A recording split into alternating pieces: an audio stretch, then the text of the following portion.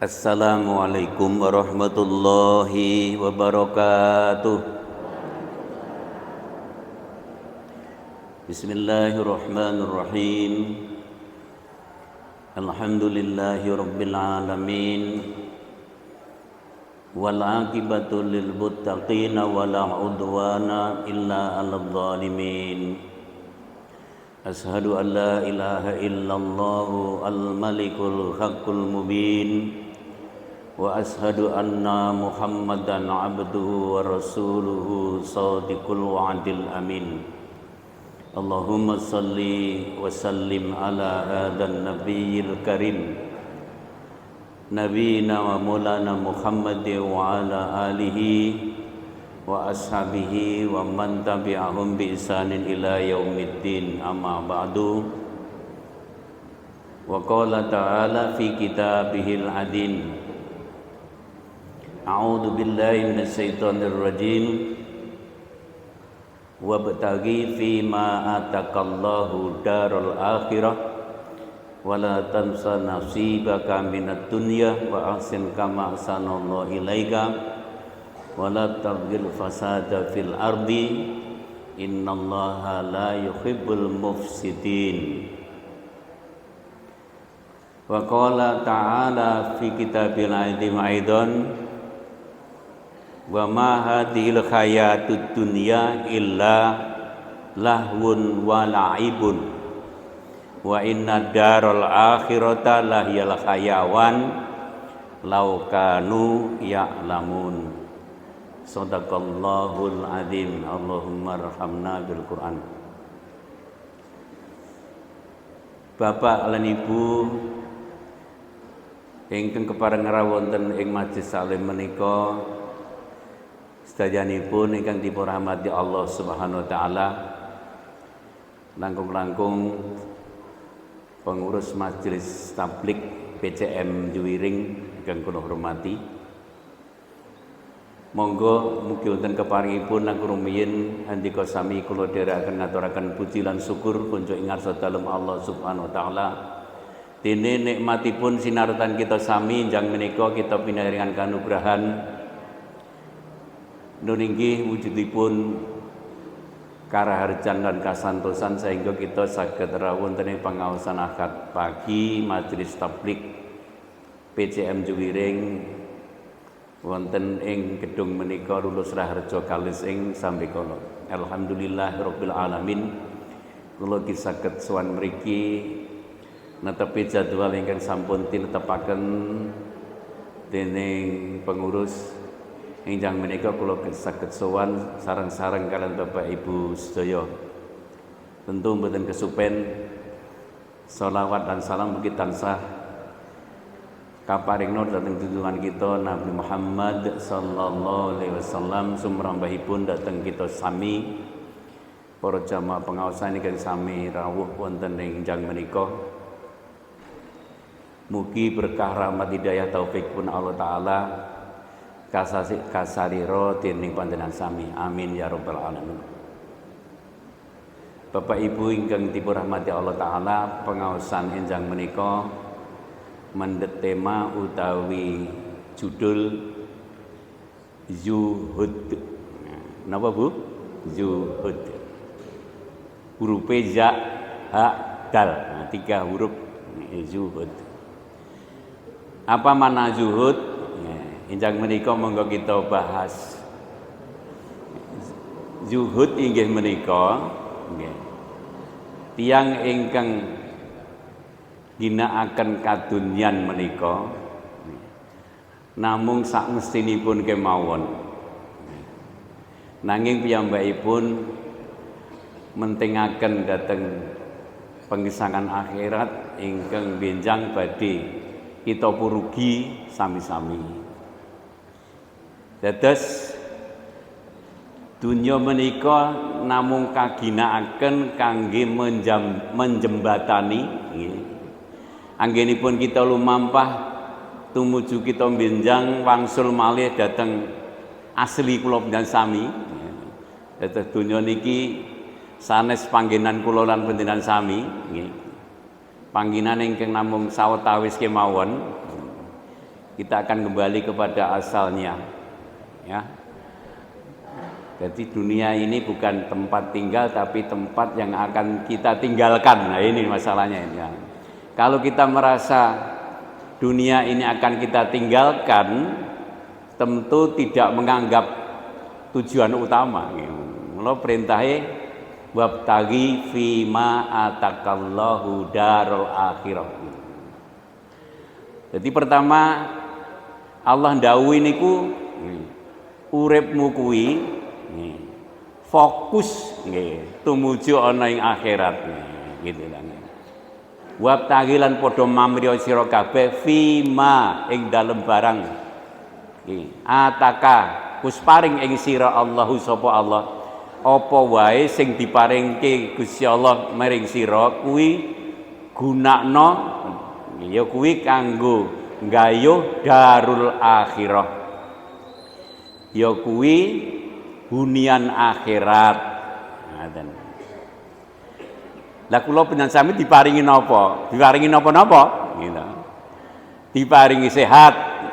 Napa sehat iku dhewe sinten niku kagungane Allah diparingi kula panjenengan sami. Mula nek diparingi sehat, sehatmu kuwi gunakno nggih kanggo nggayuh ya kuwi hunian akhirat. Diparingi apa meneh? Rezeki. Rezeki ki luas. Ya termasuk sehat mah ya rezeki bondo gitu. Rezeki iman iku nggih rezeki gitu. Ngaten. Lah apa sing diparingke wujude bondo kuwi bandamu kuwi gunakno kanggo nggayuh akhirat. Ngaten. Diparingi apa meneh? Kula diparingi niku lho momongan anak-anak kula di anak 3 sekawan kangsa. Lah anak-anakmu kuwi ya gunakno kanggo menjembatani kegancangan besok nggayuh kamulyan akhirat. Diparingi apa meneh? Enak sing diparingi jabatan. Bu jabatan kuwi mau RT, bu lurah, bu camat, bu ketua organisasi, bu ketua kelompok nopo. Niku ya gunakno nggonmu nampa amanah dadi pemimpin kuwi. Supaya anggonmu mimpin kuwi mau entuk ridane Allah jalari sira besok diparingi upah akhirat iku. Nek diitung bener saged ngentang kula menawa Gusti Allah paring apa wae masyaallah. Wa in ta'uddu nikmatallahi la tuhsuha. Kowe nek arep ngitung nikmate Allah sing mbok tampa ra iso. Saking okehe ngoten. Saking agenge nikmat Allah ngantos ngitang mboten saged.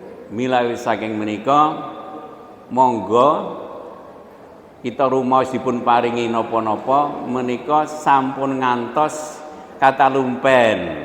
Sebab kathah tiyang-tiyang ingkang dipun paringi A B C D E F G H saurutipun niku wau ora nggo golek mulyaning akhirat, menggo gagah-gagahan ning donya.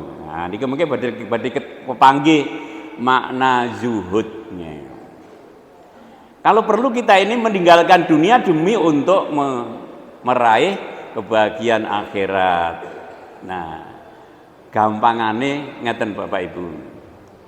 Arep niru zuhud ya zuhude Kanjeng Nabi wae sebab Nabi sampun dipun kukuhaken wonten nggih Al-Qur'an. Laqad kana lakum fi Rasulillahi uswatun hasanah. Ngoten.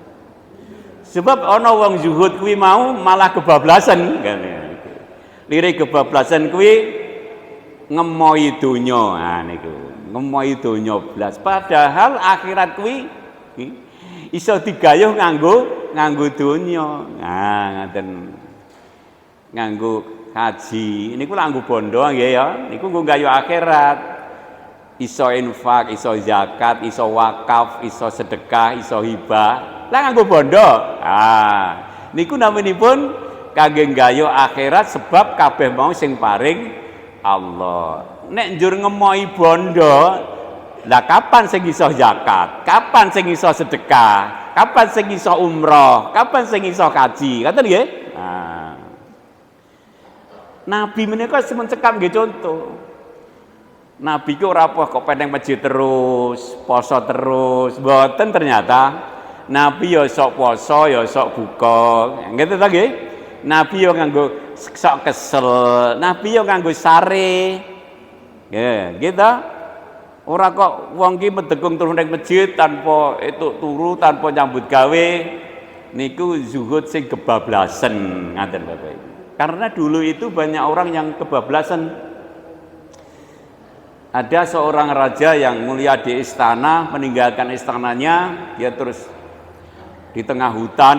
Nah, dia tuh ndak makan, ndak minum. Eneng wong sing ramangan jarene 40 dino, 40 bengi. Ini namanya kebablasan gitu lagi. Lah wong jenenge poso wae wis diukur kok nahan lapar dan haus kurang lebih 14 jam. Atau kalau siangnya panjang paling lama 18 jam. Ngoten. Ning yo nganggo buka kan begitu. Nggih, ora kok terus 40 dino 40 bengi ora mangan ngombe. Nah, ini namanya menyiksa diri. Kena larangan wala tulku bi aidikum ila tahlukah lah niki. Janganlah kau campakkan dirimu kepada kebinasaan. Ini namanya kebablasan gitu lah nggih. Nah, bagaimana cara kita ini menerapkan zuhud di tengah-tengah kehidupan ini? Ya memang ada hadis min husnil islamil mar'i tarkuhu malam yaknihi. Jadi sebaik-baik Islam seseorang itu mereka memang yang mau meninggalkan hal-hal yang tidak ada gunanya. Niki nggih elok nak nggih pedoman. Endi wae kegiatan sing wujud apa wae nek ora ana manfaate kanggo akhirat prei. Nah niku leres. Nggih, leres.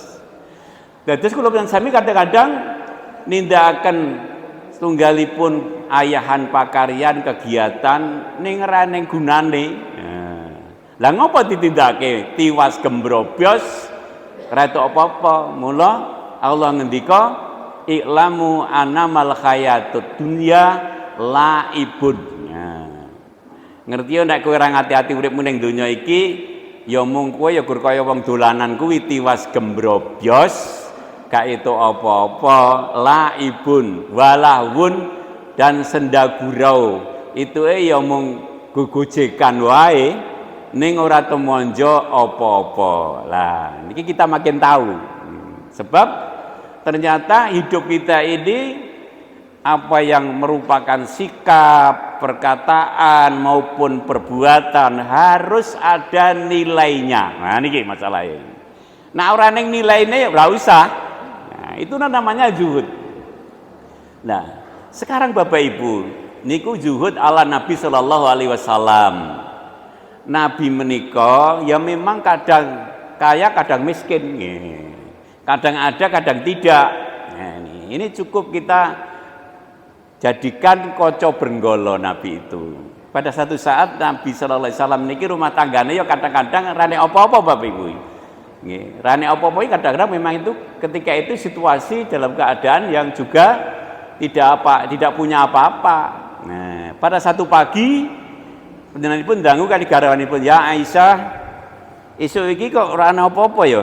Oh, ya Rasulullah, punten dalem sewu nyuwun pangapunten enjang menika dereng wonten napa-napa iku tegese biasane ana unjukan, roane unjukan, nggih. Sarapan pagi ya ndak ada. Nyun ngapunten, dasar kula enjing niki wae nggih pancen awak kula mboten sekeca nggih. Biasa nggih rumah tangga sak wonten niku. Nggih. Ibu lagi greges-greges terpaksa belum bisa nggih menika nggodoke unjukan misalnya begitu. Apa jawab Nabi? Oh ngono. Ya wis ora apa-apa lah. Loh inilah. Ini loh, sing angel jawaban iki, ya wis ora apa-apa lah gitu loh. Inilah zuhudnya seperti itu. Malah dilanjutkan ngendikane ngeten. Ya wis esuk iki nakno aku tak poso wae. Selesai sudah. Nek arep nyalah-nyalahke ya iso wae. Nah, gitu. Ngopo kongkon wong lak ya iso dan nang goleki kesalahane ono-ono wae gitu lah. Tapi dengan jawaban yang sederhana itu selesailah sudah masalahnya, tidak diperpanjang, tidak ada yang disalahkan. Nah, itulah. Tapi Nabi juga kadang punya harta banyak Bapak Ibu. Dalam riwayatnya beliau itu juga pernah ingin menawa sedekah yang berwujud uang banyak. Bersedekah berwujud ingin menika unta. Bersedekah yang berwujud ingin menika harta-harta yang dimilikinya. Karena beliau memang pemimpin umat gitu loh nggih. Lah wong Nabi niku nalika nikah dengan istrinya Siti Khadijah Al-Kubra atau Siti Khadijah binti Khuwailid niku Nabi memberikan maharnya luar biasa kok Bu. Nek dinilai sakniki ngoten ajine mahar mes kawine Nabi ning Siti Khadijah itu 1,4 miliar Bapak Ibu. Enten wong nikah mahare 1 miliar dereng nate mireng nggih. Tapi Nabi kita itu nikah dengan mahar yang sekarang ini dinilai duit saiki 1,4 miliar Bapak Ibu. Apa? Maharnya unta bakroh 20 ekor. Nah, waktu itu Nabi kaya waktu itu sebab waktu itu Nabi menjadi marketingnya Siti Khadijah karena waktu itu Khadijah seorang pengusaha atau pedagang yang sukses. Sampai di dalam hadis itu dijelaskan kekayaannya memiliki 2/3 kekayaan orang Mekah. Siti Khadijah itu dulu kaya raya gitu. Lah, Siti Khadijah dalam berdagang itu sukses ya berkat memiliki marketing Muhammad itu tadi sallallahu alaihi wasallam yang waktu itu belum diangkat menjadi rasul. Ya, maka ketika itu ya Nabi memberikan mahar unta bakroh itu unta betina yang besar. Nek saiki dikerto haji dening ulama-ulama sekarang satu unta itu seharga 50 juta Bapak Ibu. Wong sapi 50 juta menenten kok nggih. Sapi yang beratnya 1 ton nggih sekian, ada sapi yang beratnya 1 ton. Presiden menyembelih hewan kurban seberat 1 ton. Biasa seperti itu. Jadi unta bakroh senilai 50 juta ini ping 20 pun 1 miliar kok. Dan ditambah dengan batangan emas-emasan itu sehingga sekarang ini banyak ulama yang memprediksi nilainya kalau dengan nilai sekarang kira-kira 1/4 miliar. Nah, itu menjadi hak istrinya karena memang mahar itu milik istrinya. Suami tidak memiliki hak apa-apa tentang mahar itu karena sudah itu diberikan dengan atas nama mahar. Nah, ini tentang kezuhudan Nabi karena Nabi pun juga pada satu saat ada kekayaan. Begitu ada kekayaan, jangan sampai kekayaan itu kami tumpuk. Nah, inilah. Maka kita kadang-kadang ngaji di dalam Al-Qur'an kena ayat dalam surat Humaizah Bapak Ibu nggih. Sekarang ini banyak orang karo kaya itu ditumpuk Bapak Ibu nggih. Nggih. Wis duwe 5 kepengin 10, gitu. Wis duwe 10 kepengin 20. Ya. Terus urung marem-marem karena namanya Nabi juga mengikatkan laukana libni adam wadiyani min dhahabin labtago lahuma salisan. Wis pokoke anak Adam iki nggih umpama duwe 2 lembah yang penuh dengan emas. Rong ledokan sing kebak dening emas iku urung marem. Labtago lahuma salisan. Mesti dhewe isih kepengin ledokan sing ping 3. Umpama duwe emas 2 gunung, kowe mesti rung trima isih kepengin gunung sing nomor 3, gunung emas sing nomor 3. Ini apa?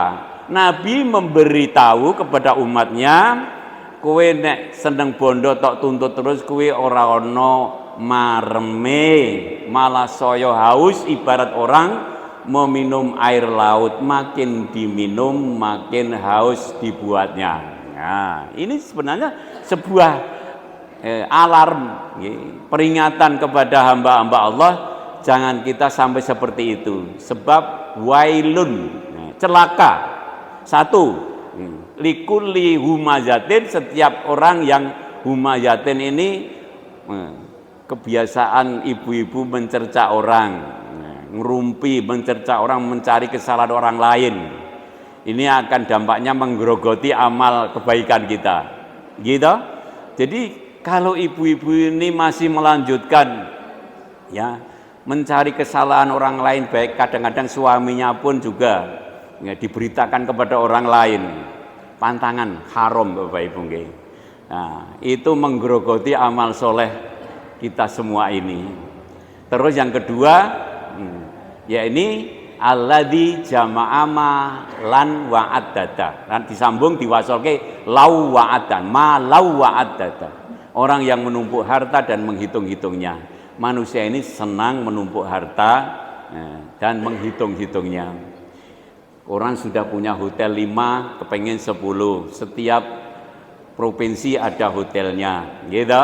Nantinan pirsa mawon, hotel Sahid itu setiap kota besar ada, hotel Novotel itu setiap kota ada. Dulu dia juga awalnya punya 1, nah, terus bangun sing nomor 2, nomor 3, nomor 4, nomor 5. Nah, jadi orang punya toko sa Indonesia niki enten kok.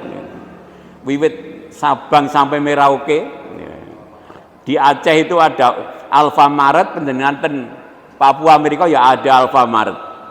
Sak kecamatan niki eneng Alfamaret, Indomaret kadang-kadang 2, 3, 4. Manghitung. Nah, itu punyanya seorang Bapak Ibu.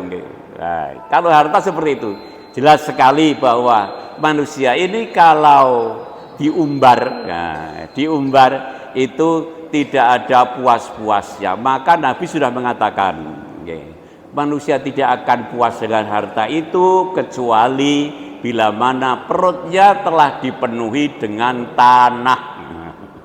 Artinya apa? Nganti dheweke dikubur, nah kuwi lagi dheweke rampung utawa marem utawa wis anu gitu.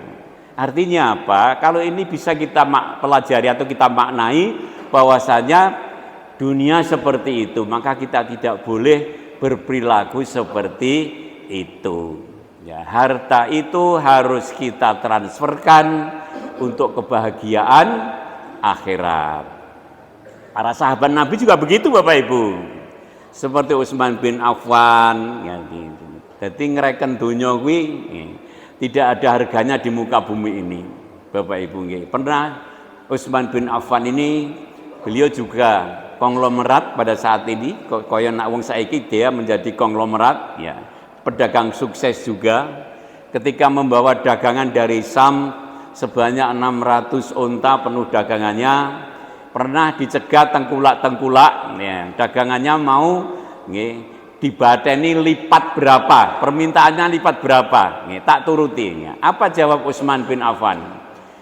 Dagang aku ki ora tak dol karo kowe. Lah untuk apa?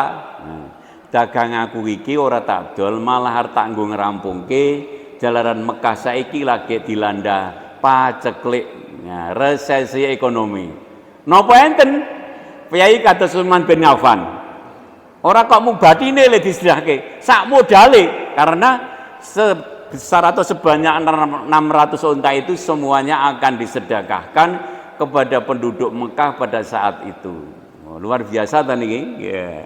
Ini adalah apa yang telah dialami oleh Utsman bin Affan. Abdurrahman bin Auf juga konglomerat pada waktu itu. Pernah Nabi mengatakan kepada menika Abdurrahman bin Auf, Abdurrahman ya Rasulullah, tak kandhani yo besok wong sugih kaya kowe kuwi contone karo wong miskin ning wong miskin sing becik kuwi mlebu swargane kacek setengah hari iki ngaten iki. Oh ngaten. Masya Allah. Riyen tiyang miskin. Iya. Besok mlebu swarga iki pertama kali aku bersama orang-orang miskin yang baik. Mula Bapak Ibu, kalau kita ini menjadi orang miskin, ojo runtik, ojo sedih, ojo susah, ojo gersula. Asal kita ini menjadi orang miskin yang baik, niku malah dimulyakake dening Allah Taala. Ning wong miskin sing turut nggih ngibadahe turut, akhlake apik, ora tau goro, ora tau ngapusi, Jowi. Nggih, ora iso sedekah, ora iso zakat, ora apa-apa solaran panen ora duwe tinggo zakat utawa belum memenuhi syarat. Ora iso kaji, ora kena dosa amarga memang belum istatoah. Kan begitu, nggih. Malah dia memiliki pahala setara haji, setara umroh, itu banyak sekali sebab eneng amal-amal yang ditawarkan oleh Rasulullah yang pahalanya tidak kalah dengan pahala haji, pahala umroh. Ini bisa dilakukan oleh orang-orang miskin. Maka pantas ketika Nabi perintah begitu, nek mung setengah hari men mbok pun kersane. Setengah hari akhirat itu setara dengan 500 tahun hari dunia. Ya? Kan sedina akhirat itu 1000 tahun Bapak Ibu. Baca saja di dalam surat Al-Hajj utawi surat As-Sajdah. Okay? Sehari itu setara dengan 1000 tahun hitungan hari di dunia ini. Nah, begitu mendengar seperti itu, Abdurrahman bin Auf, apa aku iki kurang lomo to ya. Padahal biru ini terkenal orang yang sangat dermawan sekali. Sehingga maksud Nabi, jangan sampai kalau manusia ini dibuat kaya oleh Allah Ta'ala, ini tidak ada hal-hal yang dilanggar. Artinya, prosentase yang harus dikeluarkan hartanya ini jangan sampai kurang, maksudnya begitu. Ketika itu Abdurrahman bin Auf khawatir semelang apa yang dikeluarkan ini masih kurang, beliau lantas meningkatkan lagi sedekahnya kepada kaum duafa. Kata-kataipun Bapak Ibu, tiang menika nek ngetokke zakat urung sepadan dengan besarnya harta yang dimiliki. Walaupun dia sudah mengeluarkan zakat 1 miliar, nggih, kudune dheweke zakate 3 miliar. Banyak orang-orang konglomerat yang sudah memiliki aset triliunan, dia tidak mengeluarkan zakat, bahkan zakatnya belum sepadan dengan nisab yang dimilikinya. Lah niki, maka dakwah yang paling belum berhasil adalah di bidang zakat Bapak Ibu. Kalau haji umroh sukses, gitu, tapi zakat ini yang paling belum sukses. Temuan orang-orang ilmuwan yang membidanginya di Indonesia ini kenapa sekarang dibentuk Basnas itu mau untuk menggali potensi zakat. Karena dinilai baru 20% Bapak Ibu potensi zakat yang digali kaum muslimin di Indonesia. Sepisan eneng sing kewajibane urung ditindakke, nomor loro wis ditindakke ning urung sesuai dan belum sepadan dengan prosentasi harta yang dimiliki. Padahal gur dilongi 2,5%. 100 kuwi dilongi 2,5%. Ijik 87,5%. Kadang-kadang isi enek sing awel. Nah begitu. Maka menjadi orang kaya ini tidak gampang Bapak Ibu. Konsekuensinya maksudnya, contoh yang dialami oleh Sa'labah. Sa'labah itu ketika masih miskin, ini malah nilainya jempol dari Nabi Shallallahu Alaihi Wasallam. Tapi setelah kaya, ini malah jeblok Bapak Ibu. Sebab dulu ketika miskin itu, ketika Nabi ini salam ke kanan ketika mengakhiri sholatnya, Sa'labah di belakangnya lantas pulang. Begitu setiap hari. Terus ditanya Nabi, "Wiki jane piye to? Lagi salam aku tenggene kowe wis melayu mulih." Begitu. Jawabnya, "Ya Nabi, sebab kula saking miskine ya Nabi. Kula mulih niki marga baju saya ini untuk gantian untuk salat sama istri saya. Mula kula niku mang dongake sugih." Loh, kowe seneng sugih to? Apa kowe kuat dadi wong sugih? Lah kuat mawon, jawabnya begitu. Masa wong sugih iki duwe karing wenehke kuwi teori, Bah. Dadi wong sugih kuwi abot. Konsekuensinya abot ora gampang. Mboten mawon. Begitu Nabi didesak terus. Coba tak dongake ya, kok dibuktekke kan begitu. Betul.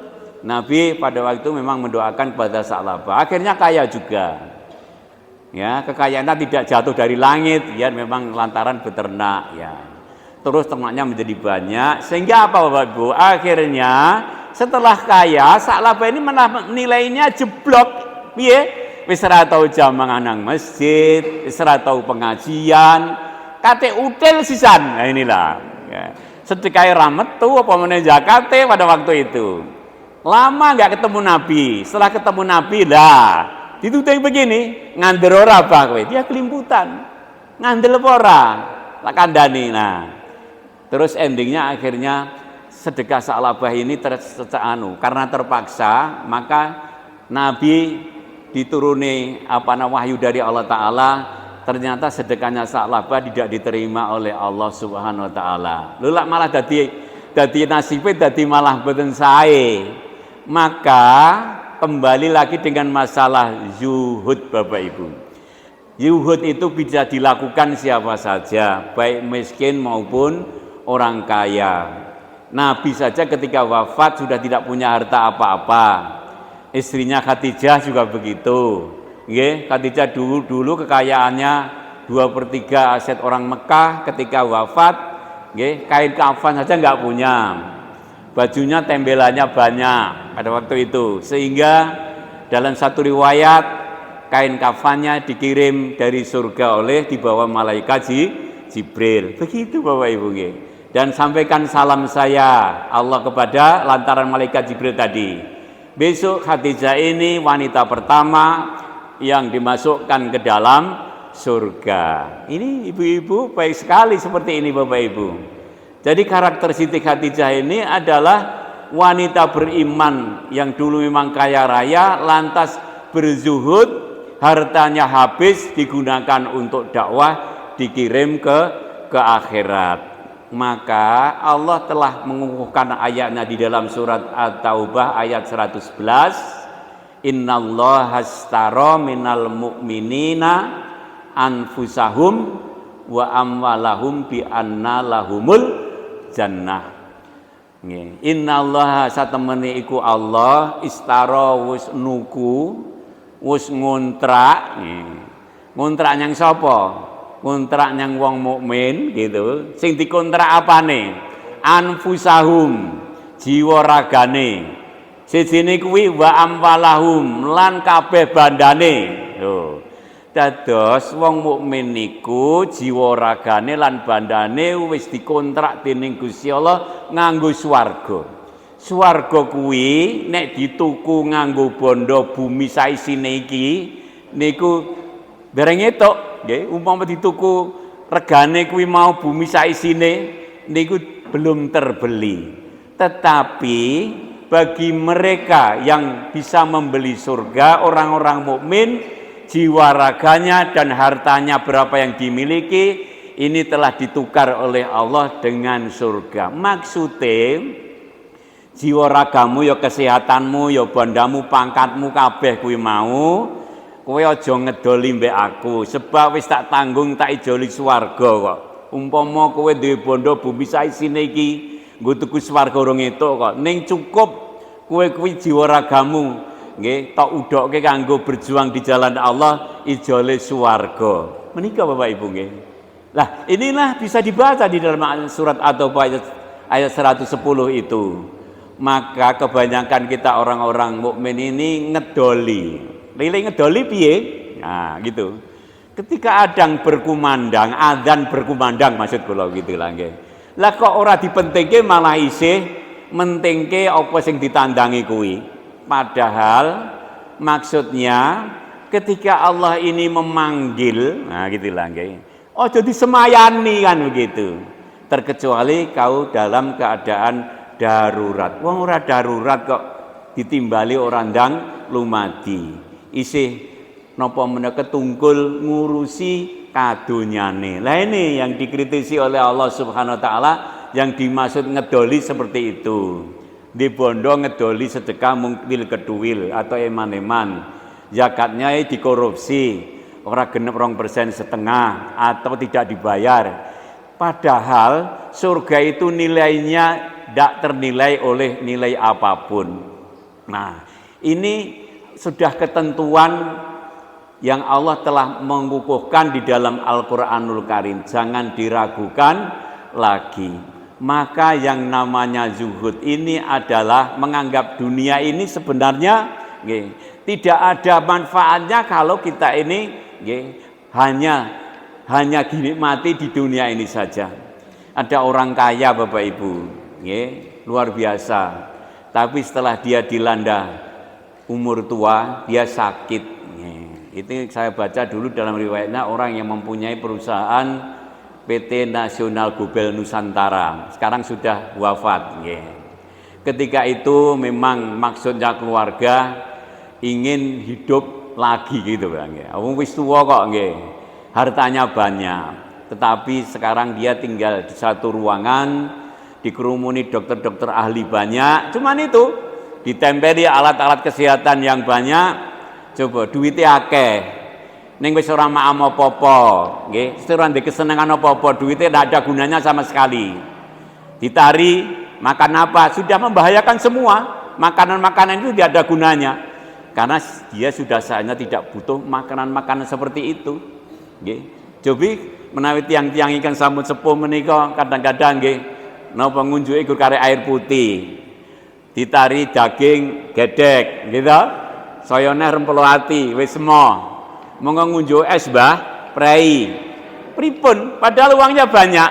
Nggo beli minuman, makanan apapun terbeli kok, nggih. Gitu. Kesenengan apa panjenengan badhe ngersake mobil sing paling mewah? Sudah enggak seneng lagi. Inilah Bapak Ibu.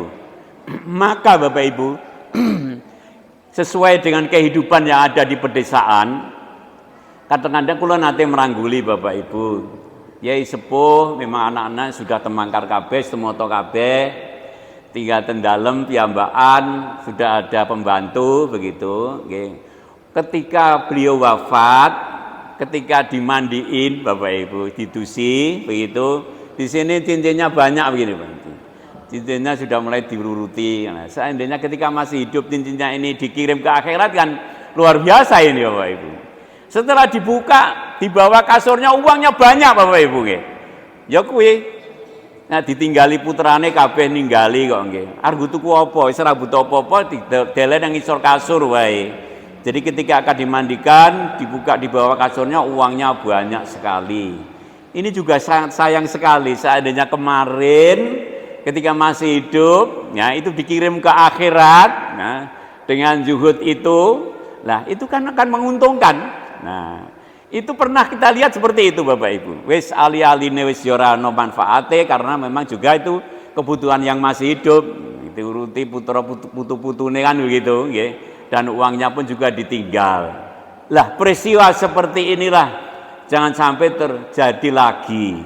Nggih. Jarike akeh banget klambine anyar-anyar sebab setiap hari raya anak-anaknya membelikan sampai almarinya itu penuh pakaian-pakaian baru belum pernah dipakai. Nah, setiap tahun dibelikan, Masya Allah. Singar nganggo kapan? Ini sebuah contoh Bapak Ibu. Karena memang di depan ayat-ayatnya sampun kula aturaken, mereka yang terjerat dalam gemerlapnya kehidupan dunia sehingga lupa bahwa dia akan pulang ke rumah asalnya ya ini di surga sana. Maka dari itu Bapak Ibu, zuhud ini bisa dilaksanakan oleh siapapun. Kita tahu riwayat Khalifah Umar bin Abdul Aziz ini seorang penguasa Amirul Mukminin yang zuhud sekali. Bayangkan ketika terpilih secara aklamasi malah susah. Lah sakniki malah dong lamar kok niki arep pemilihan legislatif gitu, arep pemilihan presiden. Ini tahun 2024 ini tahun politik ini sudah siap-siap niki. Jago-jago sudah pasang nanbor foto-foto di jalan raya, nggih. Aku arep calon anggota legislatif provinsi, pusat, daerah, nggih wonten. Wah, kuwi siap dit piro? Iya begitu, kowe arep nyalon legislatif dari DPR pusat kuwi modalmu piro? Mau ditanya begitu. Itu sudah miliatan Bapak Ibu. Nah, bupati saja maharnya miliatan. Meraih rekomendasi Ya, jadi dipilih jadi calon itu saja sudah ada maharnya miliatan. Nah, ini persoalan dunia. Ya, seorang Amirul Mukminin yang namanya Umar bin Abdul Aziz itu waktu itu ketika dipilih secara aklamasi menjadi Amirul Mukminin malah susah. Sebab yang dipikir amanah ini tidak ringan. Apakah saya bisa menjadikan rakyat saya ini nanti orang yang beribadah kepada Allah, tidak ada orang jahat, tidak ada kemaksiatan, memperbaiki ekonomi. Berat sekali tugasnya. Maka beliau lantas sholat 2 rakaat memohon pertolongan kepada Allah Ta'ala. Setelah pulang, gubernur-gubernur pada membawa hadiah. Hadiahnya nggak tanggung-tanggung, emas, berlian, mutiara. Nggak begitu senang dengan hadiah-hadiah seperti itu. Lantas bilang kepada istrinya namanya juga Fatimah. Kowe seneng Fatimah? Oh nggih seneng sangat ngaten. Iya, seneng kuwi apa kowe seneng aku? Ah nggih mesti pilih panjenengan. Lah karena seneng aku ayo itu dilelang. Itu dilelang. Ya, dilelang untuk membiayai negara pada waktu itu Bapak Ibu. Itulah riwayat sang Amirul Mukminin yang zuhud. Pada tengah malam dia ketemu orang miskin, ya. Pemimpin kok jam 1 bengi mlaku-mlaku mriksa rakyate, ternyata masih ada rakyat yang miskin. Tengah malam belum makan, anak-anaknya banyak pada nangis. Ya, beliau semparet pulang membawakan makanan, bahan makanan, sehingga tengah malam didodok, ya, diberi bahan makanan pada waktu itu. Ketika ada tamu, Umar bin Abdul Aziz ini pernah lampunya dimatikan sebab dia khawatir ini minyaknya negara, ya. Ayo jagongan petengan welek apa-apa toh, sebab iki mung urusan sunnah, artinya urusan sunnah itu yang mau kangen-kangenan kan begitu. Karena memang tidak urusan resmi. Pernah Umar bin Abdul Aziz ini ya menggunakan lampunya ini jikalau perlu saja untuk urusan-urusan resmi. Pernah juga pada malam satu hari raya Bapak Ibu, anak perempuannya belum punya baju baru. Ya ini. Ketika itu bendaharanya matur kepada sang Amirul Mukminin di Baitul Mal. Ya Amirul Mukminin, izinkan saya mencairkan gaji tuan bulan depan karena Putrinda belum punya pakaian baru. Apa jawabnya? Enggak usah. Apakah kamu menjamin saya ini masih hidup di bulan depan? Dia bisa jawab sang bendahara tadi. Akhirnya tidak jadi dicairkan. Lantas Umar bin Abdul Aziz berkata kepada sang putrinya, "Induk anakku, putriku tercinta, ketahuilah bahwa yang namanya beridul fitri itu bukan pakaian baru. Laisal idza lima labisal jadid." Ngerti ora? Walakinnal idza liman ta'ata yazid. Orang yang beridul fitri itu orang yang kebaikannya bertambah, ketakwaannya meningkat, imannya bertambah kuat, ibadahnya bertambah istiqomah. Itu beridul fitri secara benar, bukan baju baru. Akhirnya tidak berbaju baru putrinya. Nikilah contoh-contoh, ya, itu tabiin, artinya habis sahabat lantas tabiin, artinya khalifah ke-8. Sebuah contoh bahwa seorang yang zuhud, mereka senantiasa mementingkan rumah hunian akhirat yang nanti akan ditempati selama-lamanya. Itu cara mengurus dunia untuk kepentingan hidup. Nah, Bapak Ibu, di zaman sekarang ini masih ada orang yang meniru itu Bapak Ibu. Kalau kita baca autobiografinya seseorang yang namanya Sulaiman Ar-Raj'i, itu orang Mekah, mungkin sekarang belum wafat ya. Itu jutawan atau miliarder orang Mekah di situ. Sebab beliau punya bank yang namanya Bank Syariah Ar-Raj'i. Orang yang pernah ke Mekah mesti tahu Bank Ar-Raj'i di berbagai tempat. Sekarang ini banknya sudah dihibahkan kepada anak-anaknya. Hartanya yang separuh itu dikirim ke akhirat lantaran untuk wakaf-wakaf, kepada orang-orang mukmin di muka bumi ini, yang separuh itu memang dibahkan kepada anak-anaknya. Dia sudah menjadi miskin. Beliau meniru Nabi Shallallahu Alaihi Wasallam ketika nanti menghadapi wafat, dia sudah tidak ada tanggung jawab harta yang mubadir gitu. Nah, maka kalau ada harta yang mubadir ini, khawatir dia akan berat pertanggungjawabannya kepada Allah Subhanahu wa Ta'ala. Maka Bapak Ibu, ketika kita masih memiliki harta, kita menjelang tua, ya, ini sebaiknya kita mencontoh riwayat-riwayat tersebut. Sebab kalau kita ini kedahuluan dipanggil Allah, harta itu belum jelas pemilikannya, kita akan berat di hadapan Allah Subhanahu wa Ta'ala. Manusia ini kalau diamanati harta, Bapak Ibu, ini batasnya sampai mati. Kalau nyawa sudah di tenggorokan, dia sudah tidak memiliki harta itu lagi. Ya, karena apa? Batasnya memang itu titipan sampai mati. Ya, kalau sudah mati sudah tidak bisa memiliki lagi. Karena yang mewarisi adalah Allah. Allah ini punya nama Al-Warisu. Gitu di dalam Asmaul Husna itu. Ya Malikul Mulki Dzul Jalali wal Ikram Al-Muqsitul Jami'u Al-Ghaniyul Mughniul Muti Al-Mani'u Ad-Daru An-Nafi'u An-Nuru Al-Hadi Al-Baqiyu Al-Warithu. Niki Ar-Rasidu Sabuda. Jadi dunia ini yang mewarisi Allah. Terus Allah ini membuat hukum waris. Jadi harta tadi diatur dengan hukum waris. Yang empunya sudah tidak memiliki lagi. Maka itu namanya harta yang mubadir. Dianggap warisan itu sedekah kepada anak, bukan Bapak Ibu. Karena itu sudah ada aturan tersendiri tentang hukum waris. Maka yang baik ya seperti Sulaiman Ar-Razi itu, sebelum mati hartanya sudah dihibahkan kepada anak-anaknya. Malaikat menulis bahwa itu sebagai amal soleh beliau yang nanti di akhirat sana, ya ini pahalanya sudah disediakan oleh Allah Subhanahu wa Ta'ala. Tapi kalau belum, ketika di akhirat manusia ini mencari hartanya besok, ainal mali, mana hartaku begitu.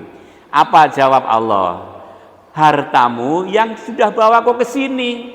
Mana kamu pernah membawa hartamu ke sini? Oh, bondo kulo tilar sedaya. Lah iya. Nah, itu sudah bukan milikmu, kecuali harta-harta yang telah kau transfer ke sini.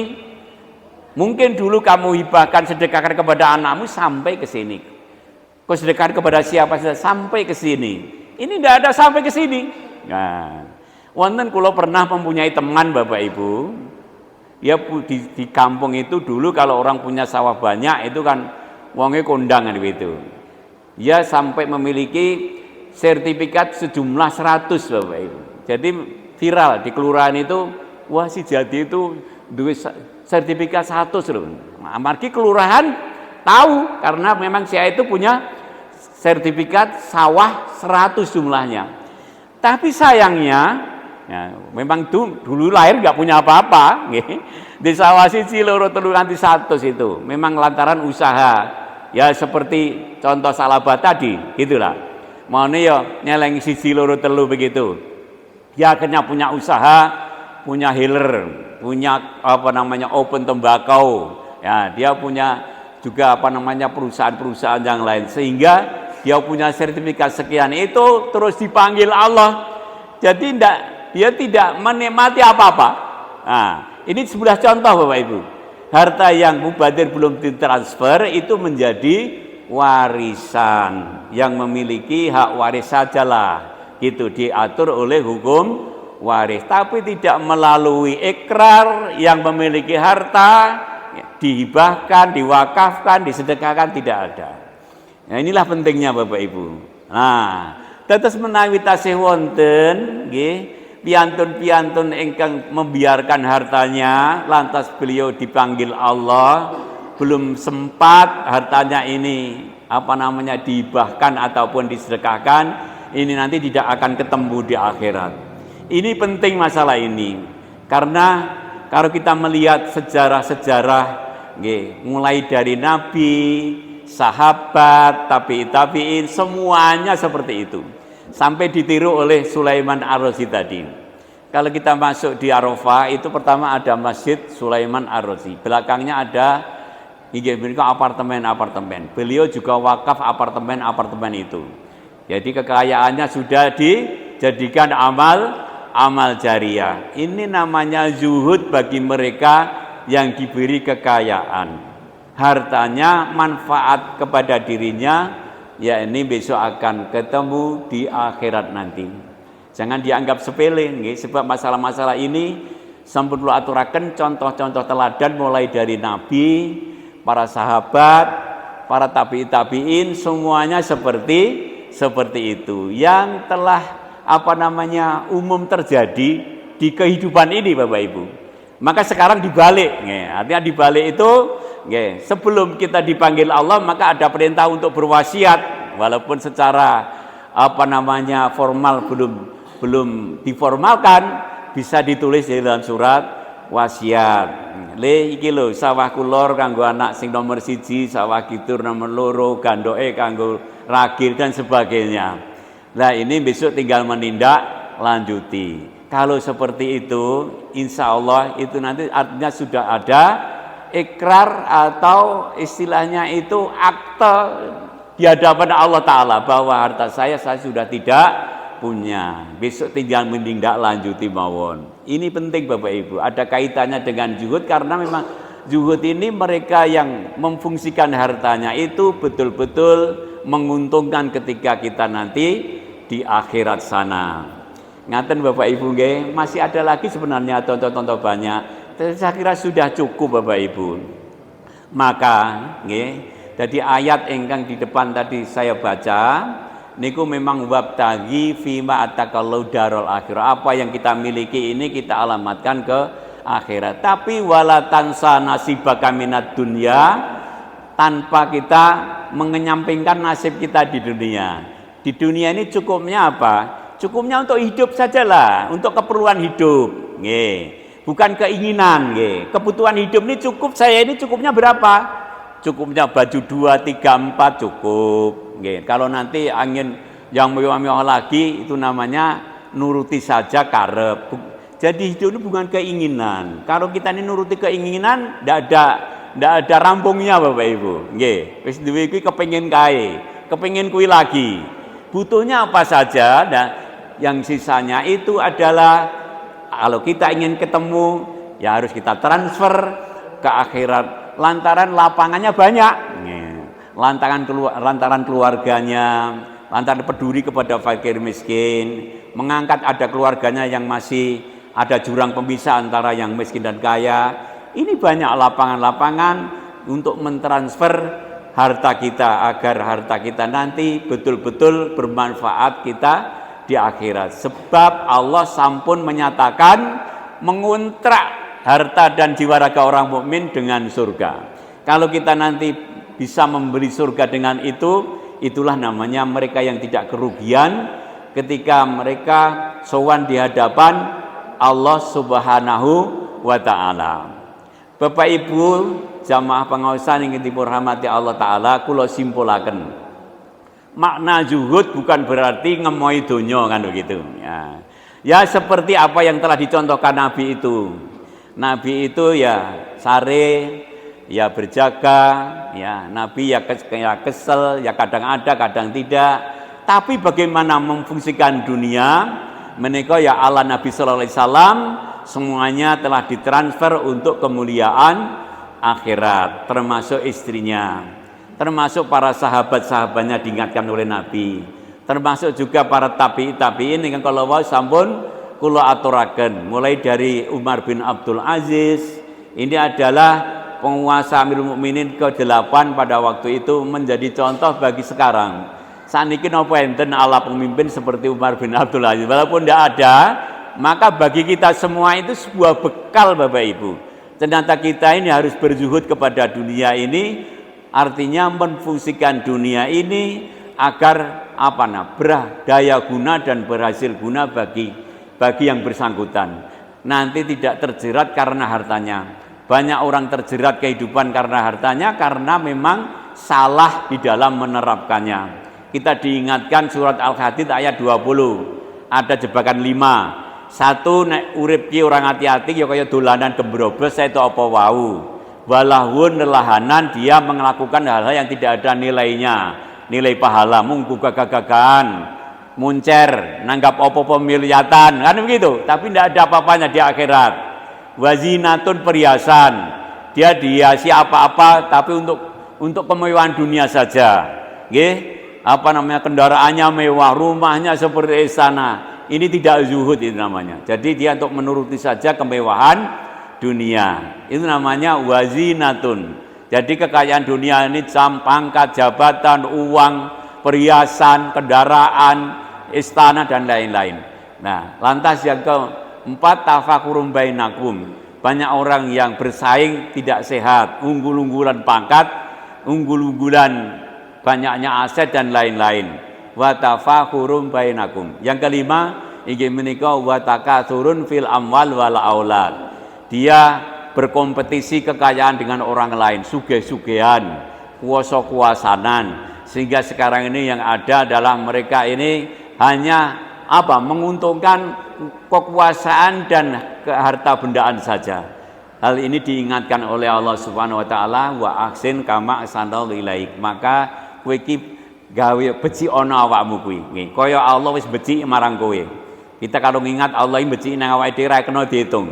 Maka aku harus berbuat baik seperti Allah telah berbuat baik kepada saya, dan Allah telah melarang berbuat kerusakan. Wala tabghil fasada fil ardi.